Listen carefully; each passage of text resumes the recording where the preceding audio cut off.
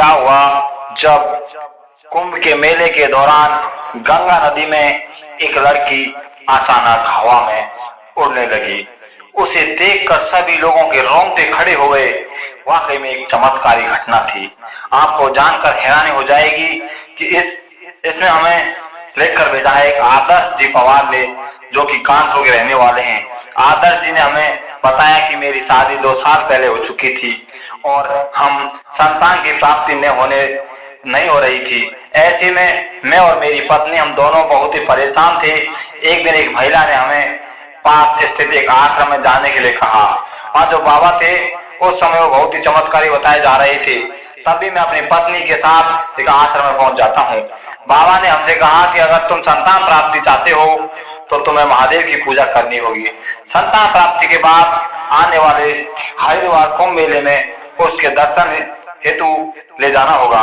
दोस्तों, दोनों पति पत्नी अपने बहुत ही अच्छे मन से महादेव जी की पूजा, महादेव को प्रसन्न हुआ और आदर्श जी के यहाँ एक बहुत ही सुंदर पुत्र का जन्म होता है।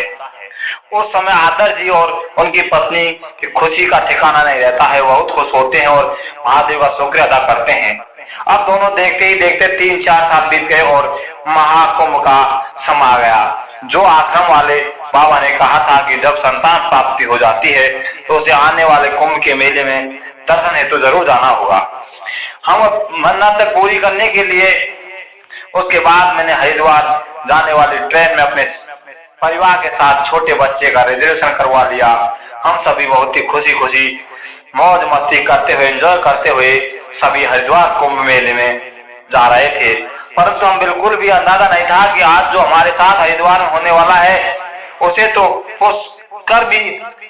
सुनकर भी आपके रोंगटे खड़े हो जाएंगे। दरअसल दोस्तों, ये आदर्श जी अपने परिवार के साथ हरिद्वार के कुंभ मेले में पहुंच जाते हैं। उसी दिन शाही स्नान होने की वजह से हरिद्वार के अंदर कुंभ मेले में बहुत ही ज्यादा भीड़ थी। ऐसे में जैसे तैसे करके उन्होंने अपने परिवार को संभाला और अपने पास एक छोटी बच्ची को भगवान के दर्शन करवाए और अपनी मन्नतें भी पूर्ण की।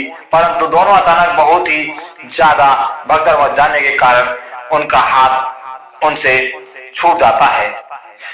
दोस्तों, बेटी से छिटक गया और भीड़ में उनकी 5 साल की छोटी बच्ची कहीं लापता हो गई थी।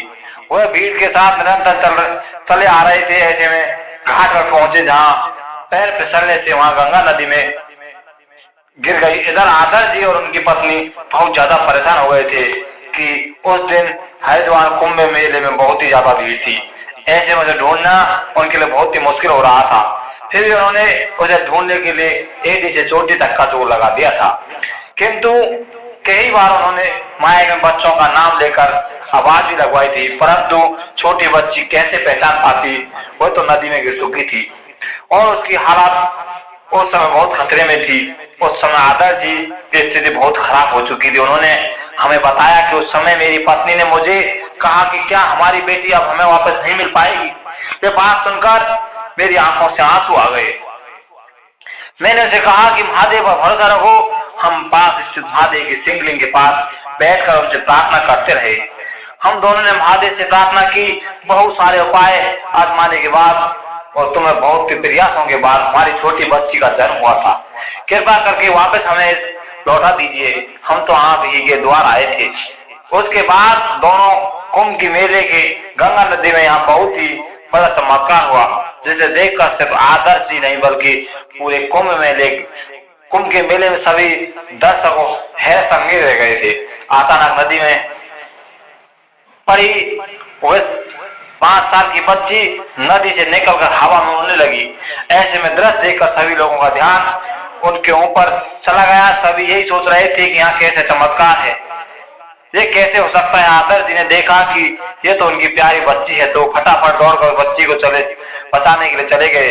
जब अपने बच्चों को बचाकर वापस किनारे पर लेकर आए तो उन्होंने देखा कि पूरी तरह से गीली है, परंतु अभी भी सही और सलामत है। उसके बाद पास स्थित शिवलिंग पर उन्होंने सत्संग किया और